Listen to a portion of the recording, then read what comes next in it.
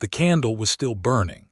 Daniel Thatcher saw it from the ridge, a tiny amber flame trembling in the window of the homestead below, and something in his chest cracked open like dry earth splitting under a summer storm. It was past midnight. The trail from Cutter's Creek to the Ellsworth homestead normally took a man 4 hours on a good horse. He had been riding 6, and every single one of those hours had been drenched in the kind of dread that lives between the ribs and refuses to let a man breathe properly. He had left her alone. He had left her alone with the knowledge that Red Calloway and his men were somewhere in the valley, and he had ridden to Cutter's Creek on the promise of a cattle deal that had turned out to be nothing but a trap, a dark and carefully laid trap designed to draw him away from the one thing in this world that mattered more to him than air in his lungs. The candle burned. She had left it burning for him. He did not think about the ache in his thighs or the foam gathering on his horse's neck. He pressed his heels into the animal's flanks and rode faster, down off the ridge, through the cedar brake, across the shallow creek that split the lower meadow in half, and up the gentle rise toward the house that he had spent the better part of 2 years building with these very hands. The window glowed. The flame danced. And he told himself over and over, with the kind of desperate faith that a man summons when logic fails him, that she was simply waiting up for him, that she was simply worried, that she had simply left the candle burning because she needed him to see that the door was open and the house was warm and she was alive. He would not let himself consider the alternative. Not yet, not until he had to. He pulled his horse up hard in the yard, the animal sliding on loose dirt, and was off before it had fully stopped, boots hitting the ground at a run, hand already on the door latch. And when he threw it open and saw Hazel Ellsworth standing at the kitchen table with a cast-iron skillet gripped in both hands and her green eyes blazing like 2 lit fuses, he nearly laughed with relief. Nearly. Because she was crying. And Hazel Ellsworth did not cry over nothing. "Daniel," she said, and his name in her mouth sounded like a prayer that had already been worn thin from too much use. "I am here," he said. "Hazel, I am right here." The skillet came down on the table with a sound like a gunshot, and she crossed the room and hit him twice in the chest with both fists before she caught herself and pressed her face against him instead, and he wrapped both arms around her and held on with everything he had. "They came," she whispered. "Red Calloway's men. They came to the door." And just like that, the relief evaporated, and the dread came flooding back. And Daniel Thatcher understood completely and with terrible clarity that the danger was not behind him. It was all around them, and it had not finished with them yet. To understand how a man and a woman arrive at a moment like that, boots on a dirt floor, arms locked around each other in a small house in the middle of the dark New Mexico territory in the autumn of 1883, you have to go back. You have to go back to the spring, to the mud, to the cattle auction in the town of Redemption, New Mexico, and to the exact moment when Daniel Thatcher first set eyes on Hazel Ellsworth and made the kind of decision that a man cannot unmake no matter how many years he lives afterward. Redemption was a town that had been named with considerably more optimism than it deserved. It sat in a valley between 2 long ridges of red sandstone, population somewhere around 300 souls depending on the season, with a main street that became a river of mud every April and baked into concrete every July. It had a general store, a livery, a telegraph office, a land office, a saloon called the Painted Pony, a church that had been rebuilt twice after lightning strikes, and a courthouse that doubled as the marshal's office. It also had, as of the 3rd week of April in the year of 1883, a land auction that drew people from half the territory. Daniel Thatcher had come to buy cattle. He was 28 years old, broad across the shoulders, lean everywhere else, with dark hair that he kept too long because he was always forgetting to have it cut, and brown eyes that a woman in Santa Fe had once told him were the exact color of good coffee. He ran a modest cattle operation on 240 acres northeast of Redemption, land he had bought with money borrowed from his uncle, and paid back in 4 years through stubbornness and 7-day work weeks. He was not wealthy. He was not especially well known. But he was honest and he was capable, and he owned his land outright, which in 1883 in New Mexico territory was more than most men his age could claim. He was not looking for a wife. He was looking for 3 or 4 good breeding heifers and possibly a new bull if the price was right. Hazel Ellsworth was standing at the edge of the auction corral in a brown wool dress that had been mended at the left sleeve, holding a small leather-bound notebook and a stub of pencil, writing down numbers with the focused concentration of a woman who had come to this auction with a specific purpose and a very limited budget. She was 24 years old, with dark auburn hair pinned up under a plain bonnet, and the kind of face that took a moment to fully register its own beauty because it was so occupied with intelligence. Her eyes were green, a deep and complicated green like the cedar hills after rain, and when she looked up from her notebook and caught Daniel staring at her from across the corral, she did not look away first. He did. He was not proud of it. The auction moved forward with the usual noise and dust and the auctioneer's rhythmic chant, and Daniel bought his heifers without incident and spent a good 20 minutes pretending to examine a saddle. He had no intention of buying while actually watching Hazel Ellsworth outbid 3 men in a row for a small herd of range horses, which struck him as interesting because she clearly knew exactly what she was doing.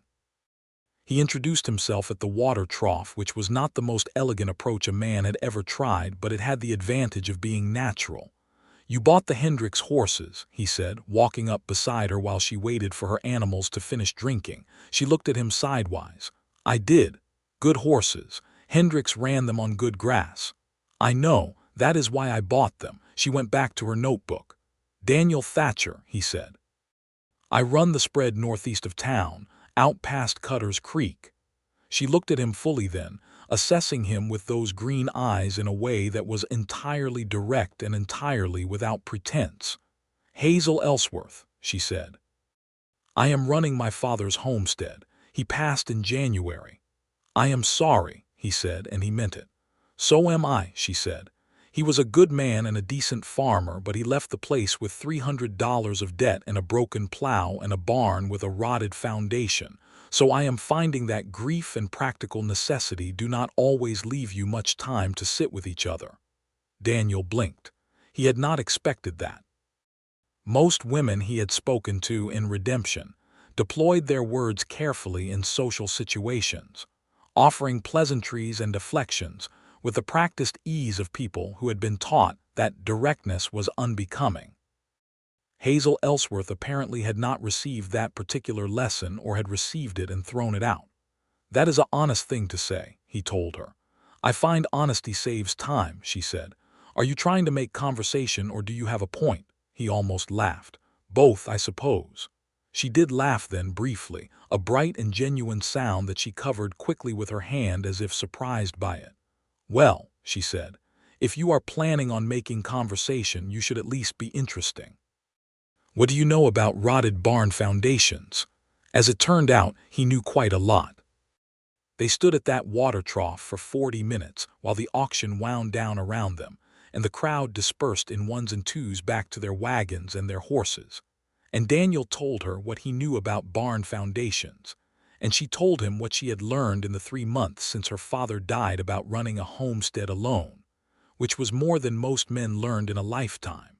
And by the time the trough was empty and her horses were restless, and the auctioneer was folding up his stand, Daniel Thatcher had made a decision that he would only understand the full weight of much later. He did not want to walk away from this woman. He did not say that. He was not the kind of man who said things like that to someone he had known for 40 minutes. Instead, he said, "I could come out and look at that foundation if you want. I'm not a carpenter, but I know enough not to be useless." She looked at him for a long moment. "You would do that?" "It is neighborly," he said. "Cutter's Creek is 12 miles from my place." "Then I suppose I had better start early," he said. She gave him directions written in that small, precise handwriting of hers, torn from the back of her notebook, and he folded the paper and put it in his shirt pocket and rode home that evening with his new heifers and the folded piece of paper, and a feeling in his chest that he was not prepared to name. He came out the following Saturday, as promised. The Ellsworth homestead sat on 40 acres of decent bottomland with a creek running through the southeast corner, and a view of the red ridges that was, on a clear morning, genuinely spectacular. The house was small but solid, 2 rooms with a lean-to kitchen added on the back, built by Hazel's father in the mid-1870s when he had come west from Missouri with more hope than experience. The barn, as advertised, was a problem. The eastern foundation posts had sunk and rotted at the base, and the whole structure listed slightly to one side like a man who had been standing too long in one place. Hazel met him in the yard in work clothes, her hair plaited in a single braid, sleeves rolled to her elbows, clearly having already been working for several hours before he arrived. She handed him a cup of coffee without preamble and said, "It is worse than I made it sound." He looked at the barn. "I can see that. I did not want to seem entirely helpless." "You do not seem helpless," he said honestly. "You seem like someone who bought range horses at auction and wrote down all the prices in a notebook." That got the brief bright laugh again. "Come on then," she said. "I will show you the worst of it." They spent the day working on the barn foundation, Daniel digging and replacing posts while Hazel worked alongside him with a capability and endurance that impressed him without reservation. She did not watch from a distance and offer commentary. She worked. She swung a sledgehammer to drive new posts when he needed her to, held timber in place while he fastened it, hauled soil in a bucket without complaining about the weight. By the end of the afternoon, the barn was stabilized if not fully repaired, and they sat on the fence rail watching the sun go down over the western ridge and ate cold biscuits she had packed that morning, and talked about things that had nothing to do with barns or foundations. She told him about growing up in Missouri, about her father's dream of the West, about the journey out in 1876 when she was 17 and everything was still an adventure. She told him about the years of hard work and lean winters and the particular loneliness of wide open country when you had grown up surrounded by people and trees. She told him that she had no intention of selling the homestead, that it was hers now and she intended to keep it, debt and rotted barn and all. He told her about his own journey west, which was less romantic than hers. He had come from Tennessee at 22 with $200 and a horse, and the kind of restless energy that could not find a comfortable shape in the East. He told her about borrowing money from his uncle, about the early years on the land when there were weeks he ate nothing but hardtack and dried beef, about the slow satisfaction of building something that was genuinely his. "You are not sorry you came west," she said. "It was not quite a question." "No," he said. "Are you?" She thought about it seriously, the way she seemed to think about everything. "I am sorry my father is not here," she said. "I am not sorry about the land." He rode home that evening in the last of the light feeling something he could not quite get a grip on, something that was simultaneously warm and unsettling, like touching a lamp chimney that is hotter than you expected. He came back the following Saturday, and the one after that, and the one after that. By June they had finished the barn, repaired 2 sections of fence, and cleared a new field for late summer planting, and Daniel had run out of practical excuses for his Saturday appearances, and had started arriving without any excuse at all. Hazel never asked him for one. She simply handed him coffee and put him to work, and in the evenings they sat on the porch or at the kitchen table and talked until the dark settled fully around the house, and he would finally stand and say he ought to get back, and she would walk him to his horse, and there would be a moment, every single time, where the conversation slowed and the space between them felt charged with something that neither of them had named yet.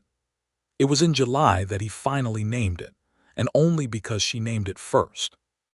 They had been sitting on the porch after a long day of fencing, both of them tired in the pleasant way that comes from good hard physical work shared between 2 people, and the evening was still and warm and full of the sound of crickets, and Hazel had been quiet for a long time before she said, without looking at him, "Daniel, I need to know what this is." He looked at her. "You come every Saturday," she said, still looking out at the yard. "You work all day and you talk to me all evening and you are kind and I am glad you come.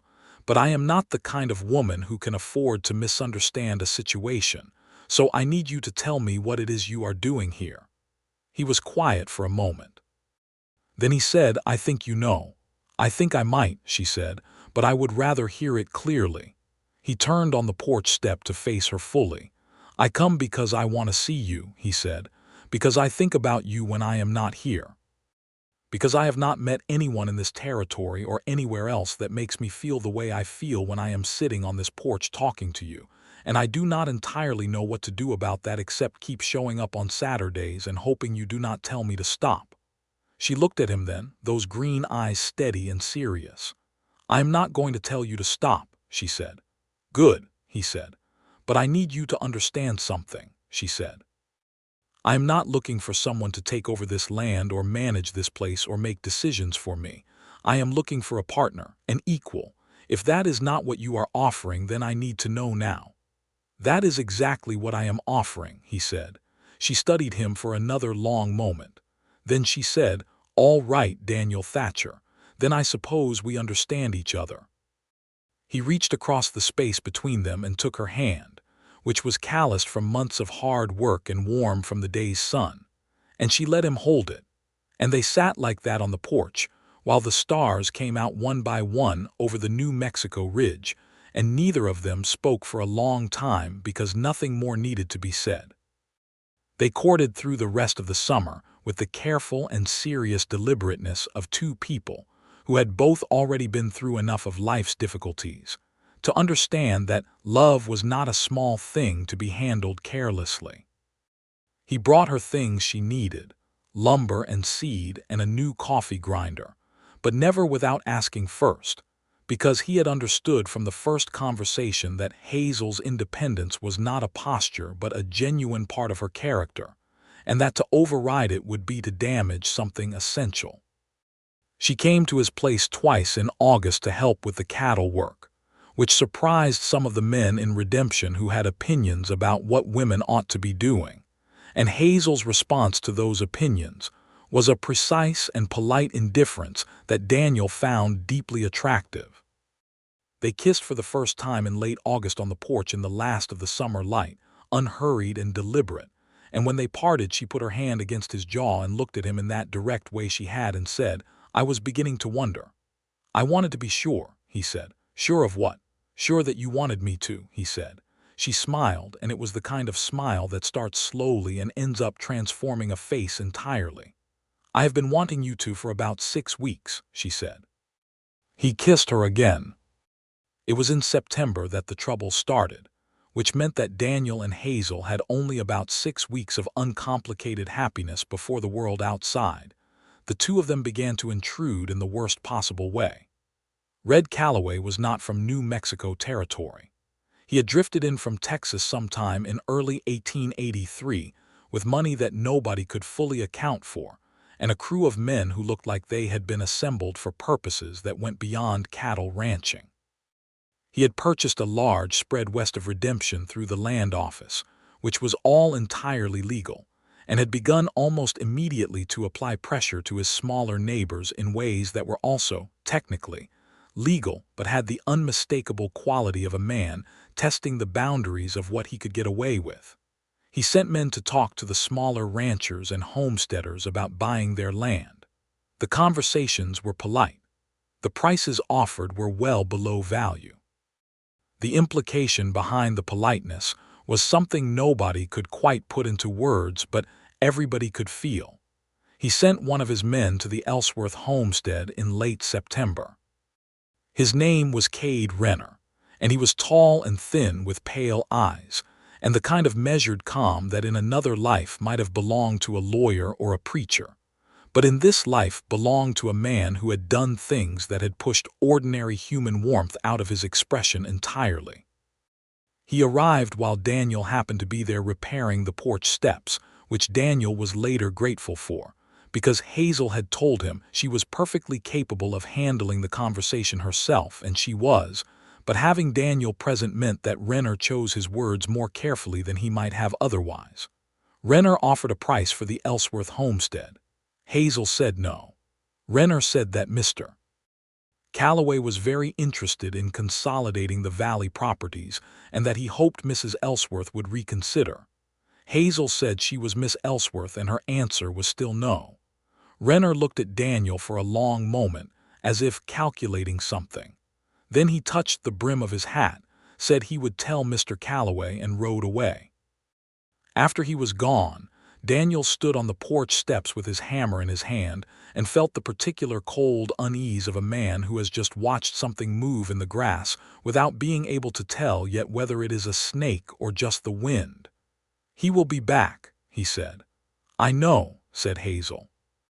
"I want you to know that this land is yours and nobody can make you sell it," he said. "Not Calloway, not anyone." "I know that too," she said. "What I am less sure about is whether they will let that stop them." She was right to be less sure.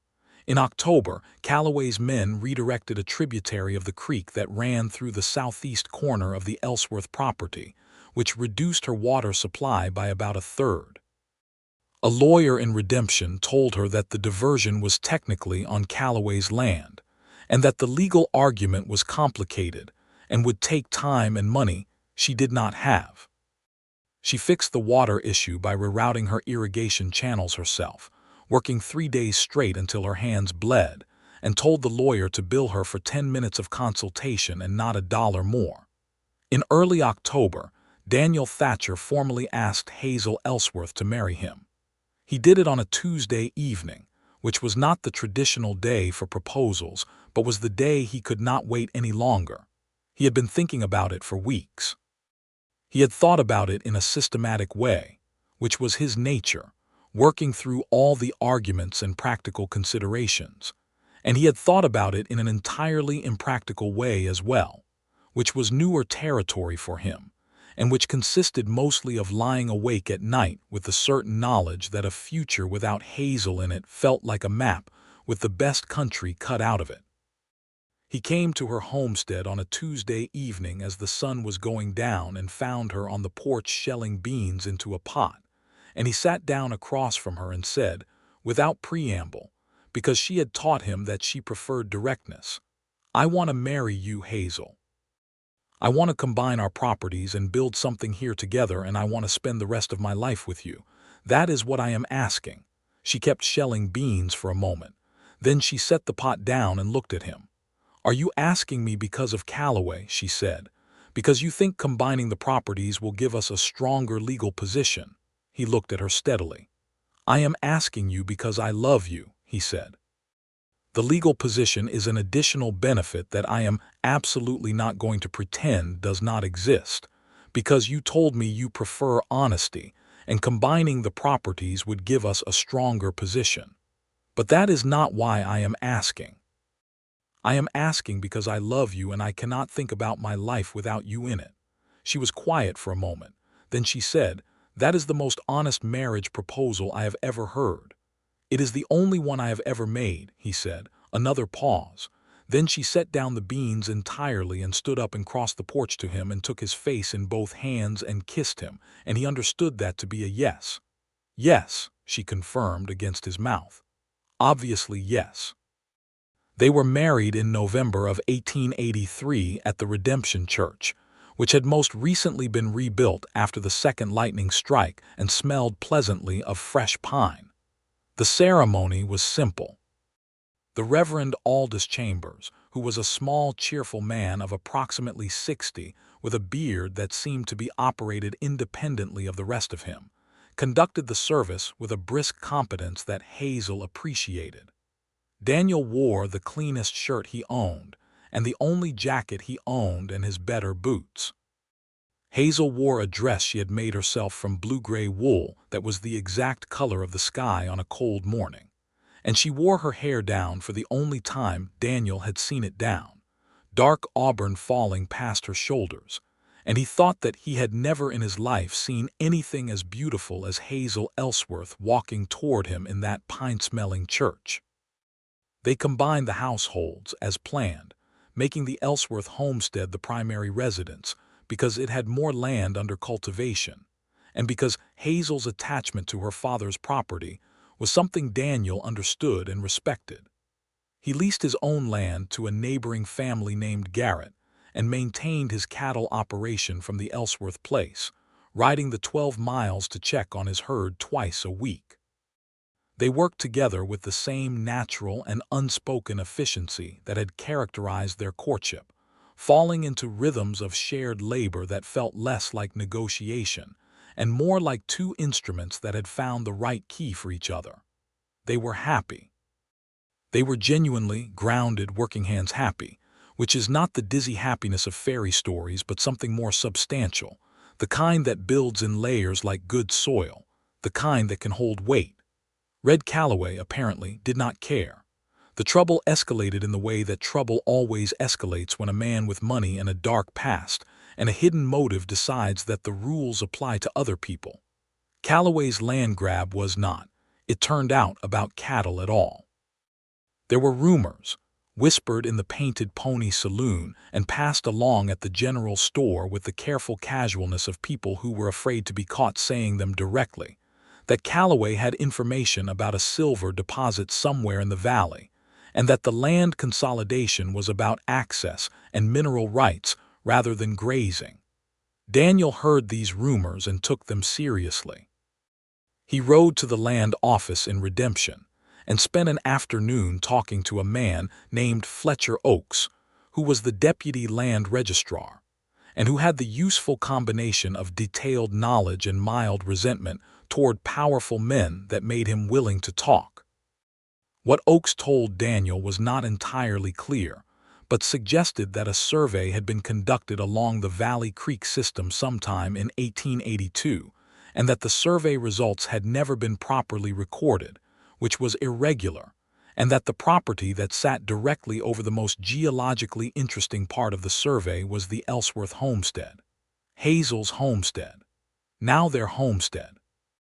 Daniel rode home that evening with his jaw tight and told Hazel everything he had learned, because that was the agreement between them. No secrets, no managed information, no decisions made unilaterally about things that affected them both. She sat at the kitchen table and listened without interrupting and then was quiet for a moment and then said, "If there is silver under this land, that changes everything." "It does," he said. "It means he will not stop," she said. "It means the pressure will escalate." "Yes, and we need to understand what our legal position actually is," she said. "Not the local lawyer, someone from Santa Fe who deals with mineral rights." "I was thinking the same thing," he said. She looked at him across the table. "I am not afraid of him, Daniel." "I know you are not," he said. "That is one of the things I love most about you, and also one of the things that worries me most." She reached across the table and put her hand over his. "We face this together," she said. "Together," he agreed. They wrote to a law firm in Santa Fe that week. The response would take 3 weeks. In the meantime, the harassment continued. A section of their fence was cut in the night, and a dozen of their cattle wandered onto Calloway's land and had to be retrieved through an uncomfortable confrontation with 2 of Calloway's men that did not come to violence but could have. Their water supply was interfered with again, and in late November, someone left a dead animal on their porch overnight, which was the kind of message that required no translation. Hazel cleaned it up in the morning without comment, which was not because she was unbothered but because she refused to let it show.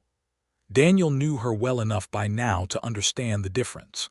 They slept with a loaded rifle beside the bed from that point on, which was not a romantic development but was a necessary one. In the Wild West of 1883, a man and a woman on a contested piece of land had exactly 2 reliable protections: their own vigilance and the law in a territory without statehood was a much more flexible instrument than the one people in the East liked to imagine. Marshal Amos Trent in Redemption was not a corrupt man, but he was a limited one. He was 61 years old and had been marshal since 1874, and had the weary pragmatism of a man who had seen too much of what money could do to a community to believe that justice always ran downhill the way water was supposed to. He listened to Daniel's complaint about the fence and the cattle and the dead animal on the porch, and wrote it all down in his ledger, and said he would look into it. And Daniel believed him.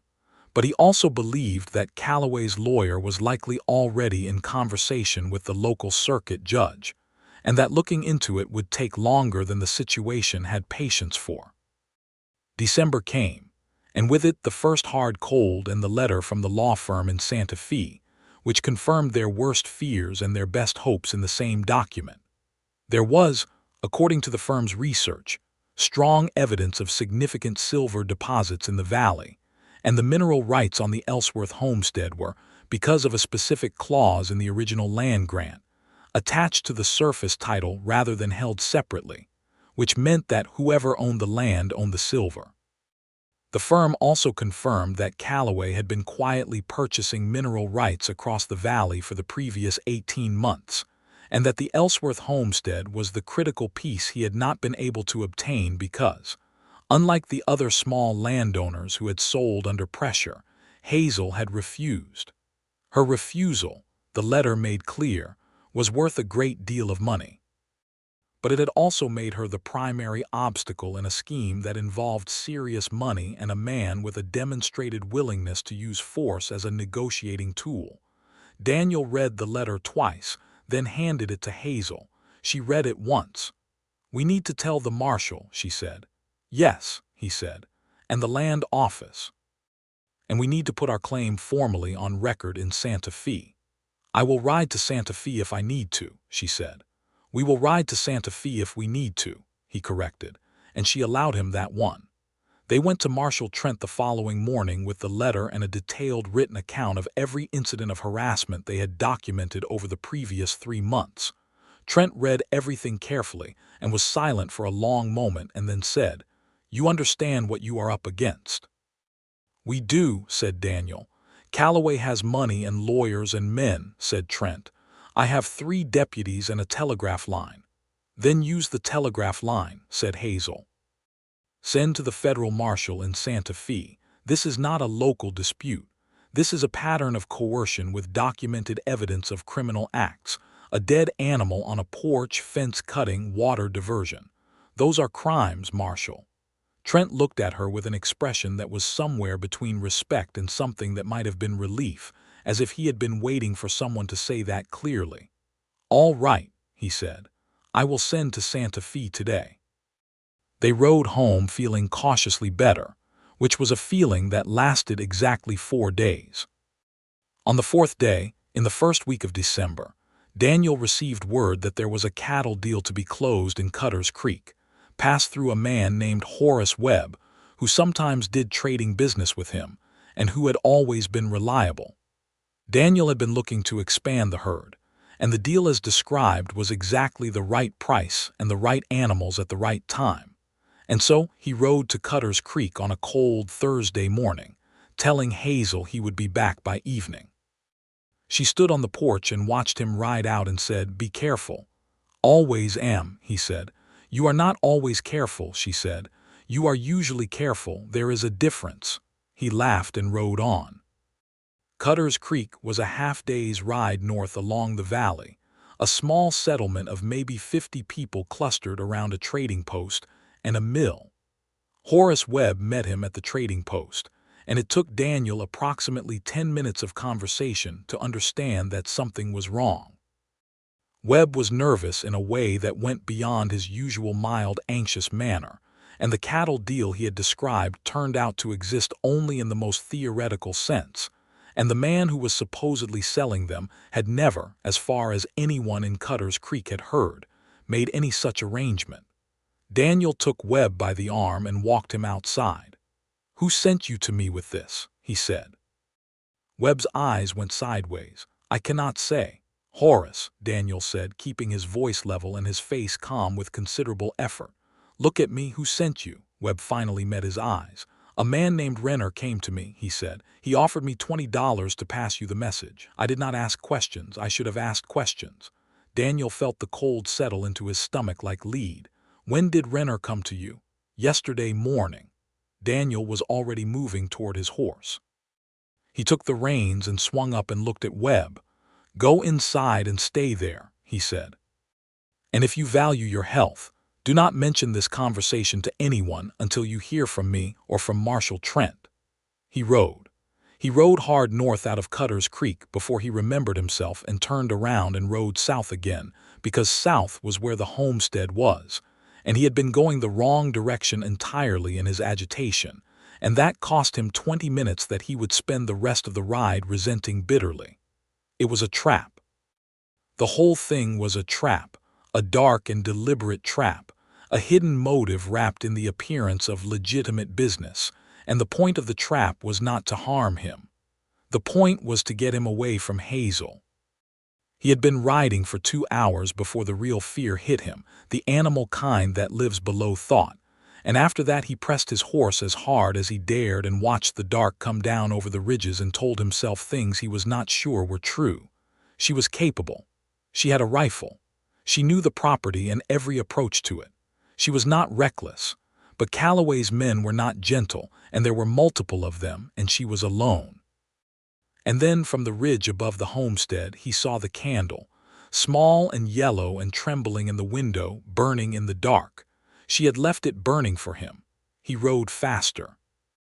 He threw open the door, and she hit him with her fists and pressed her face into his chest, and he held her, and she said they came. He held her back at arm's length then and looked at her in the lamplight, checking her face and her hands and her posture with the rapid, focused attention of a man looking for damage. Are you hurt? No, she said. Tell me what happened. She told him, and she told him clearly, and in sequence the way she always told him things, without embellishment, and without the kind of emotional softening that would have made it easier to hear. 2 of Calloway's men had come to the door an hour after sunset.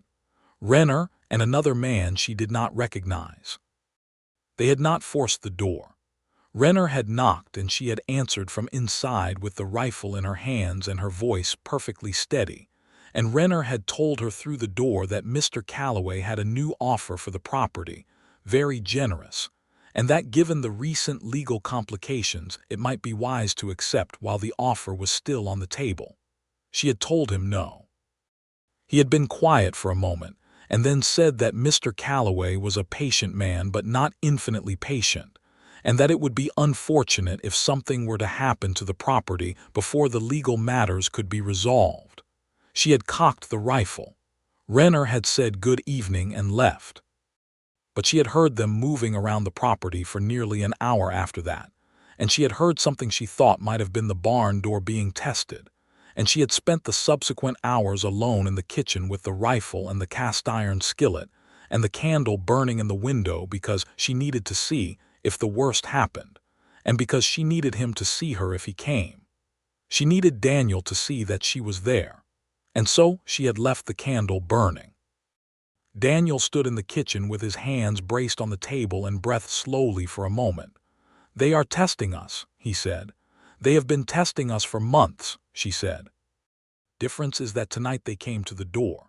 It means they are running out of patience, he said, or they are running out of time. If the federal marshal in Santa Fe has begun to take notice, they may feel that the window is closing, which means they will escalate further, she said. Yes.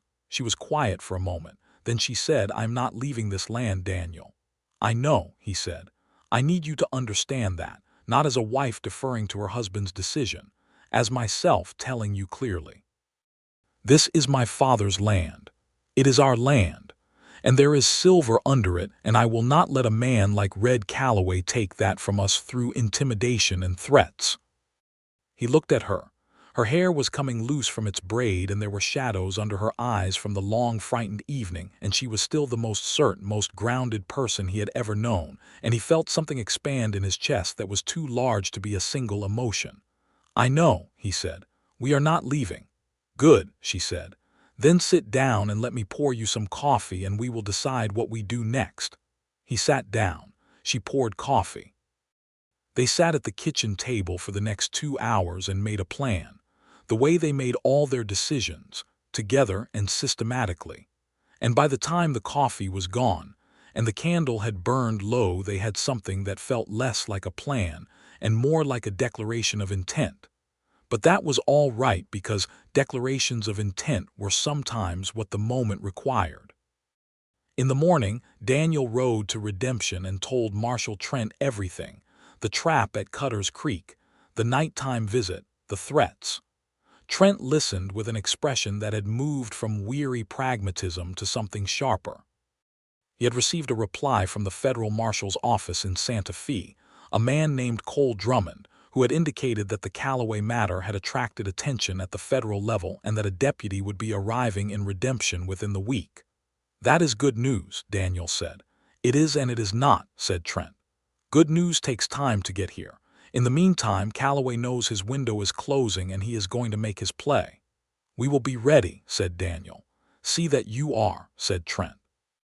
"And Daniel, keep your wife close. Renner is not a good man." Daniel rode home and told Hazel about the federal deputy, and for the first time in weeks, he saw something that was not quite relief on her face but was adjacent to it: the expression of a person who has been holding a very heavy thing alone for a long time and can feel the possibility of help approaching. "1 week," she said. "1 week," he agreed. They spent that week with heightened vigilance. They established a system where one of them was always awake between sunset and midnight, taking turns sleeping in their chair in the kitchen, rifle within reach. Daniel rode the property line twice daily, and they repaired and secured the barn and reinforced the latch on the main house door. Neighbor Jim Garrett, who was leasing Daniel's original property 12 miles away, rode out on the third day to say that he had heard things in Redemption and wanted them to know he was available if needed, and Daniel shook his hand with genuine feeling. Their nearest neighbor on the south side was a woman named Martha Kane, a widow of approximately 60 who had been on her land for 15 years and who had also refused Callaway's offer, and who responded to the news of the federal deputy by saying she had been waiting for someone to do something useful since August, and would it be all right if she loaded her scatter gun just for company. There was something in having allies that changed the quality of the fear.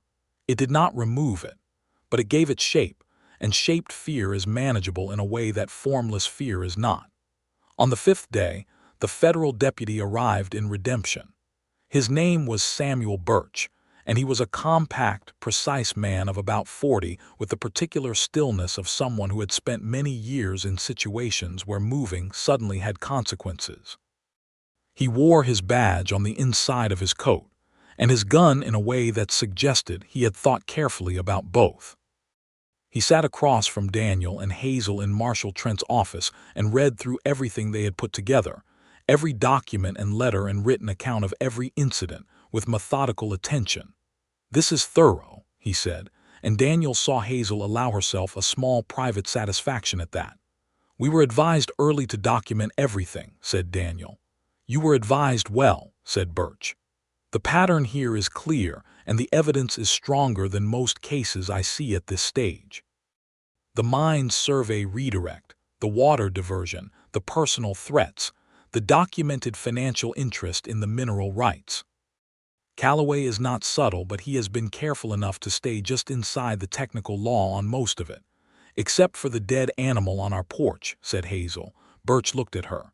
"You documented that. Photographed it," she said. "There is a photographer in Redemption who does commercial work, and I paid him to come out the morning I found it." Birch's expression shifted almost imperceptibly towards something that might have been impressed. "Good," he said. "That is the kind of evidence that makes a difference." He set the papers down. "I want to bring Callaway in for questioning, and I want to do it today, before he has time to hear I am here and move his papers. Will you both be available to provide formal statements?" "Yes," said Daniel. "Yes," said Hazel. "And I need you to be careful going home," said Birch. "If Callaway learns I am here before I reach him, there is a possibility of a last-attempt action against the property." Daniel looked at Hazel. She looked back at him. "We are always careful," she said. They rode home together that afternoon under a cold December sky. riding side by side the way they often did on the long stretches, close enough that their horses occasionally brushed shoulders. The valley was quiet in the way that December in New Mexico territory was often quiet, a deep and windless cold that pressed down on the land like a hand. The red ridges on either side were dusted with snow that had come the night before and not yet melted, and the cedars along the creek were dark green and still. "It is beautiful," said Hazel, and he knew she did not mean the view exactly but the whole thing, the land and the cold and the silver that might be under their feet and the fight they had been in for it. "It is," he agreed. They were halfway home when they heard the riders, 4 horses coming hard from the west along a trail that cut across the lower meadow. Daniel recognized Renner instantly, even at distance, by the way he sat his horse, that particular upright quality of a man who considers himself above the animal he is riding. The 3 men with him were not familiar, which meant Calloway had brought in men from outside the area, which meant this was not a conversation. "Hazel," said Daniel quietly. "I see them," she said. Her voice was level. There was a moment, approximately 4 seconds long, in which everything simplified to its essential elements. 2 people on a road, 4 riders closing the distance, a homestead a mile ahead, a federal deputy in town who had not yet reached Calloway. "Ride," said Daniel. "Together," she said. They rode. Their horses were good horses, the Hendricks horses that Hazel had bought at the auction in the spring, and they ran well.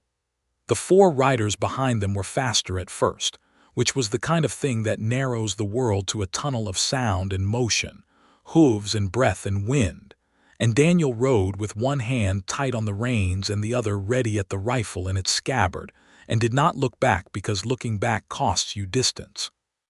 They hit the yard of the homestead at a full run, and Hazel was off her horse and through the door before it had fully stopped, and Daniel swung down and tied both horses to the rail with quick practiced movements, and was inside and had the door barred before the 4 riders came into the yard. Renner did not approach the door immediately. He sat his horse in the yard and looked at the house and then at his men, and there was a conversation Daniel could not hear, and then Renner rode forward and called out, "Thatcher, I have no quarrel with you. Calloway wants the woman to come out and speak to him directly. He has a new offer." Daniel stood to the side of the window with the rifle in his hands. Hazel was on the other side with the second rifle they kept loaded, her face entirely calm. "Tell Calloway to put his offer in writing and send it to our lawyer in Santa Fe," Daniel called back. A pause. "That is not how Mr. Calloway prefers to conduct business." "It is how we prefer to conduct ours," said Daniel. Another pause, longer this time. Daniel watched Renner through the narrow gap in the shutter, and saw the man look to his left, where one of the other riders had moved slightly out of position, drifting toward the barn, and he understood in a cold and sudden flash exactly what was about to happen. "They are going to fire the barn," he said to Hazel in a low voice. She looked at him. A year ago she might have argued. Now she trusted his read of a situation the same way he trusted hers. "How long do we have?" "Minutes," he said, "maybe less." "The horses are still tied out front," she said. "I know," he thought fast. "The livestock in the barn, 3 cattle, the 2 workhorses." "I will not let him burn those animals," she said, and she moved before he could stop her through the kitchen to the back door. "Hazel," he said, a single sharp word.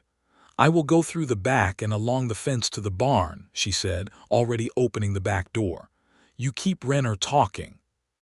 If they see me in the yard they will know we know, so I need 2 minutes. Hazel, I'm not sending you out the back door with armed men in the yard." "You are not sending me anywhere," she said precisely. "I am going. 2 minutes, Daniel," and she was gone. He turned back to the window and made himself breathe and called out, "Renner, you rode out here at night with 4 men and you want me to believe this is a business conversation." Renner's voice was careful. "Mr. Calloway simply wants an answer." "Then tell him he has one. The answer is no. It has been no for 8 months and it will continue to be no." The man who had drifted toward the barn was no longer visible from the window, which meant he had gone around behind it, which meant the time was now. Daniel opened the front door with his rifle at his shoulder and stepped onto the porch and said, "Whoever you sent to my barn better come back out of it right now, or I will put a round through the wall." Renner went still on his horse. One of the other men moved his hand toward his gun. "Do not," said Daniel. A long moment of absolute silence in which the whole world seemed to compress down to the space between the porch and the 4 horses in the yard, and the cold night air full of the smell of horses and cedar smoke. And then from the direction of the road came the sound of more horses, multiple horses, moving fast, and with them a voice calling out Marshal Trent's name. The federal deputy. Samuel Birch had not reached Callaway in time and had turned around and come here instead, with Trent and 2 of his deputies, because he was a careful man who had looked at the situation and done the mathematics before it became a problem, and Daniel felt something release in his chest that he had not known was clenched. Birch rode into the yard with Trent and 2 deputies at his back, and his badge out where everyone could see it. And his voice when he spoke to Renner was absolutely unhurried and absolutely final. "You are going to put your hands where I can see them," he said. "All 4 of you, right now." Renner looked at Daniel, then he looked at Birch, then he put his hands up. Behind the barn, Hazel appeared in the shadows, walking calmly along the fence line with both workhorses on leads and her rifle slung over her shoulder. And she had gotten the livestock out. All of them, in the 2 minutes she had asked for, because she had gone in with a purpose and executed it with the same focused efficiency she brought to everything. Daniel stepped down off the porch and walked to meet her, and when he reached her he took the horse leads from her hand and looked at her face in the moonlight and did not speak for a moment because there was too much to say and not enough room for it. "The animals are fine," she said. "I know," he said. "I was looking at you." She exhaled, a long, slow exhale that contained about 4 months of accumulated tension, and leaned her forehead briefly against his shoulder. "It is over," he said. "Not entirely," she said, "but enough." She was right on both counts. Red Callaway was arrested the following morning at his ranch by Samuel Birch and 2 federal deputies who had come down from Santa Fe overnight, called in by telegraph. The charges included criminal coercion, conspiracy to commit arson, and a longer list of federal violations related to the fraudulent mineral rights scheme, which had apparently been operating across not just Redemption Valley but 3 other territories. The federal case was large enough and serious enough that Callaway was transported to Santa Fe for trial and would not be returning to New Mexico territory in any capacity. Renner was arrested in the Thatcher yard that night and held in Redemption's jail pending transfer. The other men were held briefly and released when it became clear they were hired hands rather than architects of the scheme, but the release came with an unmistakable message from Deputy Birch about the inadvisability of future employment with men of Callaway's character. The formal legal process would take months. There would be depositions and hearings and correspondence with Santa Fe, and the slow grinding machinery of territorial law working through the details of the mineral rights. But the threat was gone. Red Callaway was gone.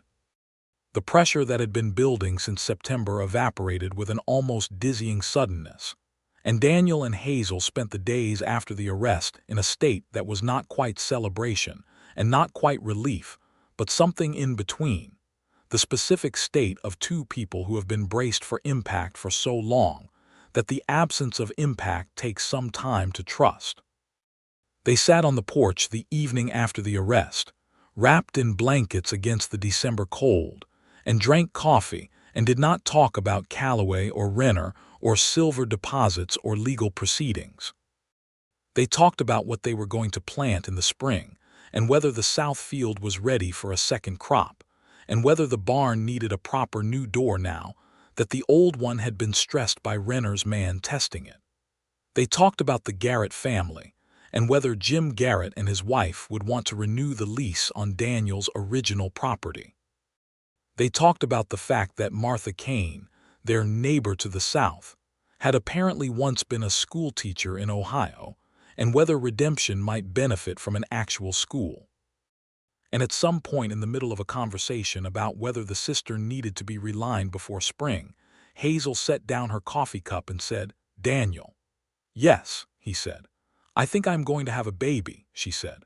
The cold air and the stars and the cedar smell and the warm weight of the blanket and Hazel's voice saying that, and Daniel turned to look at her, and the whole world reorganized itself around that single sentence. "When?" he said, which was not the most eloquent response available to him, but it was the honest one. "Summer," she said, "approximately." He took both her hands in both of his. "How are you feeling?" "Like myself," she said. "Which I understand is not always the case, but currently I feel entirely like myself." "You are sure?" "I am fairly sure," she said. "I will know more in another few weeks, but fairly sure." He held her hands and looked at her, and felt something that was not a single emotion, but a combination of things that did not have a single name. Joy being the largest part of it, but woven through with the particular weight of responsibility, and the specific tenderness of knowing that this person across from you has chosen you, and continues to choose you, and is now carrying something that is both of you together. "Good," he said, which also fell short of what he felt, but Hazel had always been able to read the distance between his words and his meaning, and she did so now, squeezing his hands. "Good," she agreed. They went inside, and he lit the lamp, and she sat at the kitchen table while he made coffee he did not particularly need, and they talked, really talked, for hours, about the future that was now a different shape than it had been that morning, about the house and whether the lean-to kitchen could be expanded, about names and practicalities, and the kind of future planning that is both entirely mundane and entirely sacred. It was, Daniel thought much later, one of the best evenings of his life. Christmas came, and with it, a letter from the Santa Fe law firm, confirming that the mineral rights on the Ellsworth Thatcher homestead were secure and legally uncontested, and that the federal case against Callaway had absorbed every other legal mechanism Callaway had been operating in the territory. The silver was theirs. Not that they had seen a dollar of it yet, since the actual extraction of silver was an entirely different undertaking from the legal ownership of it, but the security of the claim was real, and it changed the future in material ways. Daniel wrote back asking about the practical steps toward developing the mining claim, and the firm's response in January was cautiously optimistic. There were companies that purchased or partnered on small mining claims in the territory, and given the survey evidence already in existence, the Thatcher claim would likely attract interest without much difficulty. They spent the winter as winter was meant to be spent, close to home and close to each other, the days short and cold, and the evenings long and warm with the lamp lit and the stove going. Daniel repaired things he had been meaning to repair for months, and Hazel planned the spring planting with the kind of detailed organization that always slightly awed him, and they read to each other in the evenings, taking turns with the books they had between them, which included a battered Bible, 2 novels that had come west with Hazel from Missouri, a farmer's almanac, and a book on practical medicine that Daniel had bought from a traveling salesman under the theory that it was better to have it than not. They had hard conversations too, the kind that marriage requires, about money, which was tight and would be tighter with a child coming, about Daniel's uncle in Tennessee, who had written asking for a loan that Daniel could not give and felt bad about the homestead in all its practicalities, what it needed, and what it could produce, and how to close the gap between the two. These were not comfortable conversations, but they were honest ones, and they came to resolutions that both of them could live with, which was all any conversation needed to accomplish. Spring came slowly, the way springs do in New Mexico, arriving in increments, the snow on the ridges retreating upward and the creek running higher with melt and the first green showing in the lower meadow. Hazel's pregnancy was beginning to show, which she mentioned with the matter-of-fact practicality she brought to every physical fact, and she continued to work the property with modifications rather than cessation, doing the lighter work and supervising Daniel on the heavier things with a supervisory precision he bore with more good humor than he might have expected of himself.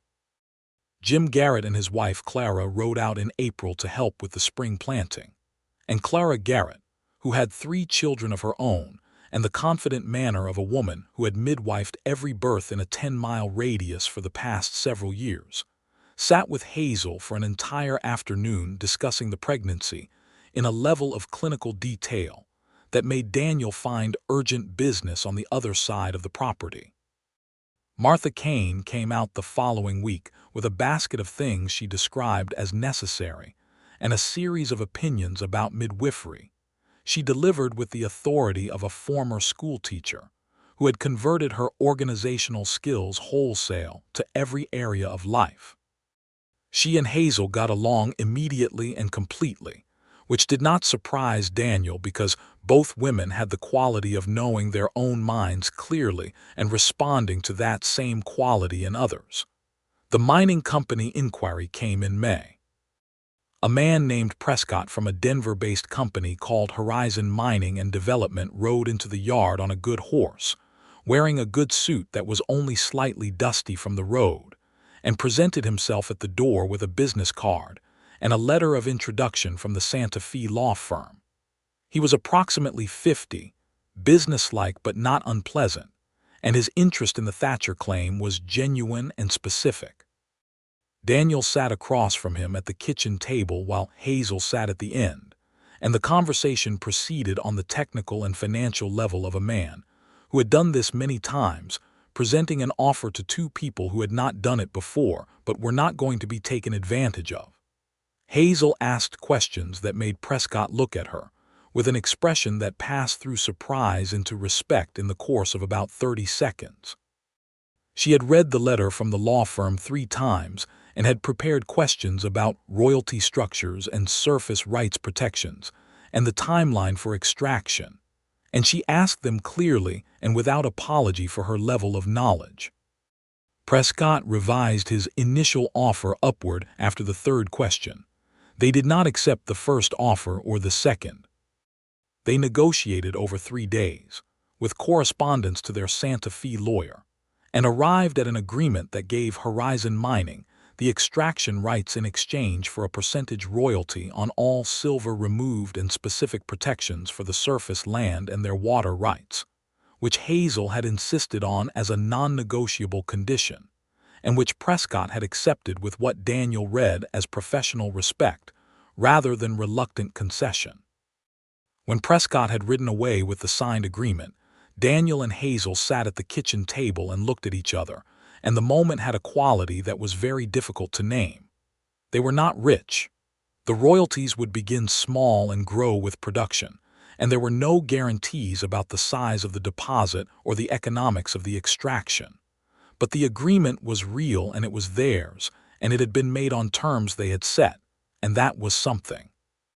"Your father bought this land in 1876, Daniel said. "He did," said Hazel. "I do not think he knew about the silver. I think he chose well without knowing the whole reason why," said Daniel. She looked at him for a moment. "He would have liked you," she said. "He liked direct people who worked hard and said what they meant." "I would have liked to know him," said Daniel. She nodded, and he saw something pass through her face that was both grief and gratitude mixed together, the expression of a person who has learned to carry loss alongside good things rather than setting one down to hold the other. Summer came in June like a wall of heat, and Hazel's pregnancy moved from visible to unmistakable, and the homestead expanded its activities to accommodate a new reality. They finished the expansion of the lean-to kitchen in July, adding 2 feet to the south wall that created a proper room behind the kitchen, small but real, with a window that looked out over the creek meadow and caught the morning light in a way that both of them found quietly satisfying when they walked past it. Daniel made a cradle. He was not a carpenter, as he had told Hazel on the day they first met, but he knew enough not to be useless, and the cradle was solid if not elegant, Made from cedar he had cut himself and shaped with planes he had borrowed from Garrett and finished with oil until the wood was smooth and warm-colored. He carried it into the new room and set it in the corner, and stood there looking at it for a moment with a feeling he could not entirely parse, some combination of anticipation and tenderness, and the particular weight of understanding that your life is about to change in ways you have prepared for and simultaneously cannot prepare for. Hazel came in behind him and stood beside him looking at the cradle. "It is well made," she said. "It is not crooked," he said, which was his honest assessment. "It is well made," she repeated firmly, which was her way of telling him to accept the compliment. He put his arm around her, and she leaned into him, and they stood in the new room looking at the cedar cradle in the corner morning light, and the future arranged itself around them in ways that felt, for the first time in what had been a very difficult year, not like a threat, but like a gift. Their son was born on August the 14th, 1884, at approximately 3 in the morning, delivered by Clara Garrett with Martha Kane assisting, and Daniel present throughout in a way that went well beyond the role that most husbands of the era occupied at their children's births, because Hazel had informed him in April that she had no intention of going through something that difficult without him in the room, and he had said of course, and meant it completely. The labor was long but uncomplicated, which was the best you could hope for, and when Clara placed the baby in Hazel's arms, the exhaustion on Hazel's face transformed into something that Daniel had no word for and doubted any word fully covered. He sat beside her on the bed and looked at his son, who was red-faced and furious at the world in the specific way of newborns, and who had a surprising amount of dark hair for someone so new. "He looks angry," Daniel said. "He has just been born," said Hazel, which she clearly felt was full justification. "He does," said Daniel. "He looks like a person who has opinions." Hazel laughed, which surprised her, the bright, genuine laugh she sometimes covered with her hand. "Good," she said. "He will fit in well." They named him James William Thatcher, James for Hazel's father and William for Daniel's, which struck both of them as the right kind of balance. He was, from the first weeks, exactly the kind of baby that suggested he was going to have opinions about things. He was alert in the way that a very observant person is alert, and he cried with purpose rather than at random, and he had the green eyes of his mother's side of the family and the dark coloring of his father's. And he was, without any competition, the most interesting thing Daniel had ever watched closely. The summer rolled toward autumn, and with it the first small royalty payment from Horizon Mining, which had begun preliminary extraction work in June and had found, as Prescott had cautiously predicted, a deposit that was moderately sized rather than spectacularly so, but was real and productive, and would, over the years, provide a reliable supplement to the agricultural income of the property. It would never make them wealthy in any dramatic sense.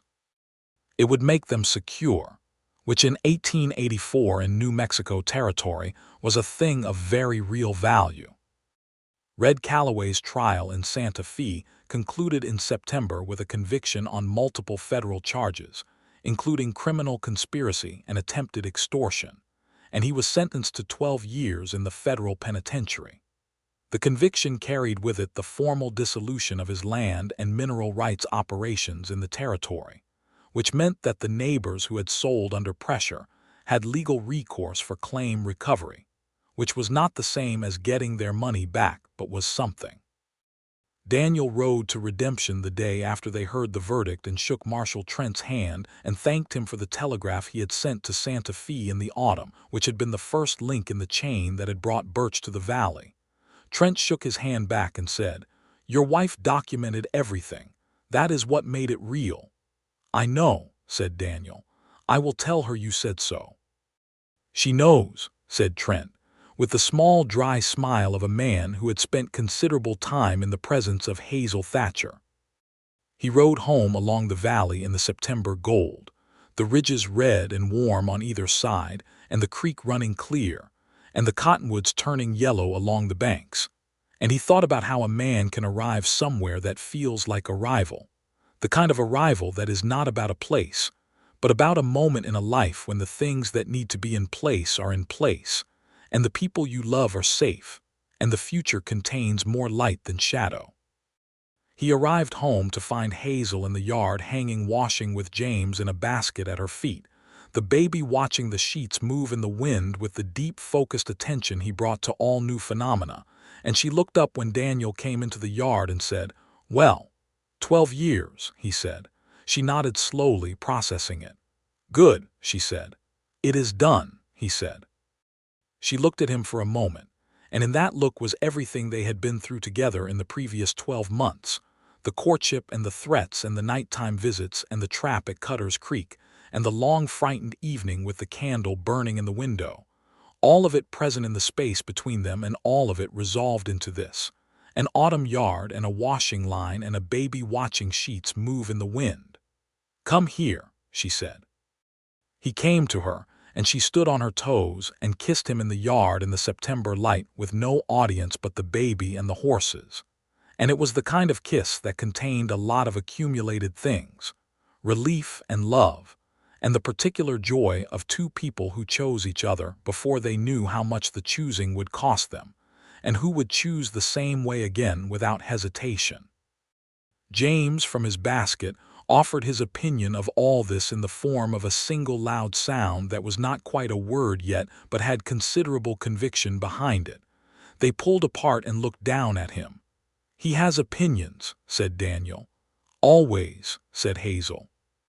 The years that followed had the quality of good years, which is to say they were not without difficulty, but the difficulties were the ordinary kind: the hard winters and dry summers and sick animals and tight finances, and the general resistance of the land and the world to human intention that makes farming and ranching in the territory a perpetual negotiation. They were the kind of difficulties that two capable and honest people can face without either of them having to be other than themselves, which is the best kind of difficulty. The royalty payments from Horizon Mining came twice yearly and were deposited with the bank in Redemption, which had finally gotten a proper vault in 1885, and they went into a fund that Daniel and Hazel managed jointly with the same methodical care they applied to everything, earmarked for property improvements and education, and the kind of security that children of the territory would need when they grew into adults of it. Hazel started a school in Redemption in 1886. Not by herself, which would have been too much, but in partnership with Martha Kane, who had been a school teacher in Ohio, and who had been suggesting for 3 years that the town's children deserved more than occasional lessons from whoever had time to teach them. They petitioned the Redemption Town Council, which was a somewhat informal body, and argued with considerable documented precision that a population without formal education was a population that could be taken advantage of, which was an argument that resonated with considerable force in a community that had only recently emerged from being taken advantage of by Red Calloway. The town contributed a building. Hazel and Martha supplied the rest. The school opened in the autumn of 1886 with 14 students, and within 2 years had 23, and Martha Kane ran it with the authority of a general and the care of a grandmother, which was exactly the correct combination. James Thatcher started at the school in 1889 at the age of 5, and his teacher informed his mother at the end of the first week that he was extraordinarily curious, and had asked 17 questions on the first day alone, which Martha said with an expression that was 3 parts pride and 1 part exhaustion. Hazel's second pregnancy came in 1887 and produced a daughter, born in March of 1888, whom they named Frances Clara Thatcher, Frances for no one in particular, but because Hazel had always liked the name, and Clara for Clara Garrett, who had delivered both her children with steady hands and good humor. Frances was entirely different from James in temperament from the beginning, quieter and more observant in a way that reminded Daniel with an ache of tenderness of Hazel herself, as she described her own childhood. She had her father's dark brown eyes and her mother's auburn hair, and the specific self-possession of a person who knows her own mind before she has words to say so. The homestead expanded again in 1888, the main house gaining a second room that gave the children space of their own, and Daniel rerouted a section of the creek that summer that improved the south field irrigation significantly and increased the yield in a way that more than justified the 2 weeks of labor. Jim Garrett had, by this point, purchased his own property adjacent to Daniel's original lease land, and the two families had developed the kind of close neighboring relationship that involved helping each other with large tasks, sharing equipment, and a Sunday dinner together once or twice a month that was one of the more reliable pleasures of the calendar. In the spring of 1890, Deputy Samuel Birch, who had left the territory for a posting in Colorado after the Callaway arrest, and with whom they had maintained occasional correspondence, wrote to say that he was retiring from federal service and had purchased a small property near Albuquerque and would be in the area in the coming months and might he call. He called in June, riding up to the homestead on a good horse, older than when they had last seen him but with the same compressed stillness about him, and Daniel shook his hand with real warmth, and Hazel pressed coffee into his hands before he had fully dismounted, and they sat on the porch that afternoon and Birch told them about Colorado and the federal service and the cases he had worked in the intervening years, and James, who was 5, asked him 17 questions about being a federal deputy and listened to every answer with enormous gravity. When Birch rode away that evening, he said to Daniel at the gate quietly, "You built something here." "We did," said Daniel. "She is remarkable," said Birch, meaning Hazel in the way that everyone who spent time around her eventually meant. "I am aware," said Daniel. Birch smiled, which was not something his face did often and therefore carried weight when it did. "Good," he said. "See that you keep being aware." He rode away along the valley road, and Daniel stood at the gate and watched him go, and then turned and looked at the homestead. The house and the barn and the new addition, and the garden Hazel had put in along the south side, and the 2 children visible in the yard, James chasing something with total commitment, and Frances watching him with the expression of a person deciding whether to intervene. He stood there for a moment in the early evening light and felt the full weight of the life he was standing in. He had come west at 22 with $200 and a horse. He was 35 now, with a wife whose intelligence and courage continued to astonish him on a daily basis, with 2 children who were entirely themselves in ways he found endlessly interesting, with land and animals and a mining agreement, and a school in Redemption that his wife had helped build, with neighbors who were friends and a community that had been through something difficult together, and had come out the other side of it knowing more clearly what it valued. He walked back across the yard, and Hazel was standing in the kitchen doorway watching him with those green eyes that had not changed in the 7 years he had known her, still the exact color of the Cedar Hills after rain, still capable of the full direct assessment that had stopped him in his tracks at an auction water trough in 1883. "What are you thinking about?" she said. "Everything," he said honestly. "That is a broad category," she said. "Yes," he said. "Come out here." She came out onto the porch, and he put his arm around her, and she leaned into him in the particular way she had that was both comfortable and complete, the way of 2 people who have fitted themselves to each other over years, and they stood in the evening and watched James try to catch whatever he was chasing and Frances decide to intervene after all with a small, dignified trot across the yard. "I need to tell you something," he said. "All right," she said. "I have been thinking about it for a long time," he said, "since the beginning, really.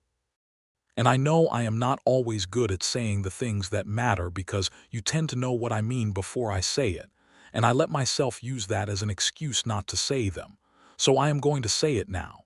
She was quiet, waiting. "I love you," he said. "Not the way people say it when they mean it generally or when they mean it as a greeting. I mean that you are the best thing that has ever happened to me.